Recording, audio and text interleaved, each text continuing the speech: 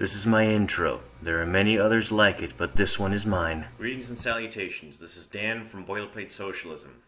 Forgive me for this late update. School is going into high gear, midterms are coming up, and all around it's quite a pain in the butt to juggle everything. But I'm happy to be here with everyone today. Thank you for everyone who likes and subscribed. Thank you to Loch Ness Munster for commenting on my videos. I appreciate the lively discussion we have. I will try to get to your comments as soon as possible. I've got a busy day ahead of me, but I do welcome your comments, and if you like, you can subscribe. So today I want to talk about labor unions, or worker unions, however you want to call them, sometimes trade unions. Now the important thing to remember is that these are organizations that we build together as workers. They are not services that we take advantage of. They're not temp agencies, they're not labor organizations. Ideally, they shouldn't exist just to provide jobs. Labor unions are a way for workers to better their life, their lot in life. It's like if you'll indulge me a little joke, the real Sigma grind set is union building and solidarity building.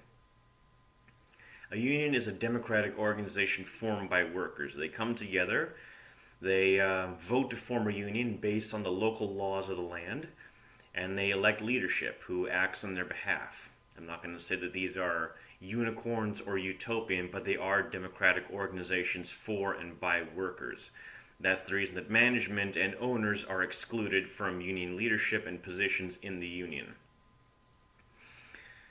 Now, the important thing to remember is that unions have been demonized quite a bit in Western media since, I'm going to say, time immemorial. A few times around Labor Day, you'll see people bring up memes about how unions fought for the weekend, and they did. And in these cases, they were met often with Pinkertons, police, or the military, usually quite violently, and against people who sometimes were not even armed. The largest, I'm going to say, rebellions in the USA took place in the 1920s called the Coal Wars, where coal miners actually fought against the U.S. Army and the Pinkerton Detective Agency because they wanted to unionize. And that brings me to my next point. What do unions want? Well, most of the time, what unions actually want, even before pay raises, are safer working conditions. In the past, the unions campaigned on the 8-hour workday. At the Amazon warehouse, the unions, besides pay raises, also campaigned on just giving people bathroom breaks, giving people lesser hours, giving people actual breaks so that they wouldn't break down from stress and burn out. These are the kind of things we do. And what unions do is they engage in collective bargaining, where instead of you individually going to your employer and having them laugh at you or fire you when you ask for higher wages, the workers as a collective come together and come with their demands to the business or the owners. There's two types. There's workplace collective bargaining, and there's something called sectorial collective bargaining. This is when it's not just an individual workplace that's unionizing, but an industry, a trade, or a whole region. In my home country of Canada and British Columbia, government workers have the right of sectorial bargaining, but private workers do not, which is a serious problem. Now the reason is that sectorial bargaining is much better, allows for much greater sweeps of union leadership. It allows for much greater leverage against the employer. If you have just a single Starbucks getting involved, they can shut down that one location. But if an entire industry or if every Starbucks in a whole city were to unionize, they couldn't very well shut that down. So this is just my introduction to this. And I think that if you want to learn about union organizing, probably one of the best places to start is an episode on The Simpsons called The Last Exit to Springfield. This is truly a Simpsons episode that would never be made today. Spoilers here for this over 20-year-old episode. In this episode, the greedy old owner of the plant, Mr. Burns, wants to slash the workers' dental fund. And initially, the comprador leadership of the Nuclear Physicists and Pastry Chefs Union agrees to it in exchange for a free case of beer. But then Homer realizes that Lisa needs new braces. Also obligatory dental plan. And so Homer runs for a union election and wins. He realizes that you don't make money as a union leader unless you're crooked. And then he starts a strike. And in this strike, the workers crush the billionaire owner.